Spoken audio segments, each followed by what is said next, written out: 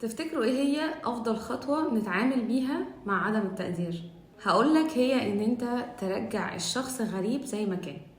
بمعنى اصح ان انت ما تستهلكش طاقتك على الفاضي. يعني في ناس تتعامل معاها لان هي كائنات شفافة غير مرئية بالنسبة لك، بتعدي بمرور الوقت كده ولا كأن الموضوع حصل في حاجة.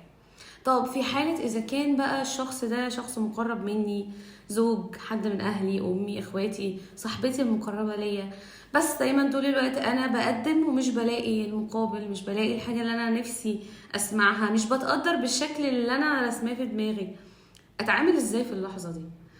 طبعا هو شعور مؤلم جدا ان انا اقدم وما الاقيش. اولا انا دي حاجه اتعلمتها مؤخرا، هي فكره ان انا احتسب ان اي حاجه عملتها ده عند ربنا. دي اول حاجه. تاني حاجه هي ان انا بقيت اقلل توقعاتي جدا جدا جدا. يعني برفع سقف المعقوليه شويه.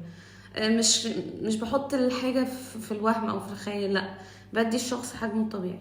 تالت حاجه هي ان انا بدات ان انا اروح اعبر عن مشاعري واتكلم بصراحه، دي الحاجه دي مضايقاني وانت قصد الحاجه دي اتعملت ما اتعملتش، عشان خاطر ممكن بعض الاشخاص ما يبقوش فعلا قاصدين ان هم يضايقوني. واخر حاجه، ما بقيتش اغير من طيبتي عشان خاطر اشخاص بعينها، لا، انا زي ما انا وهم اللي يتغيروا.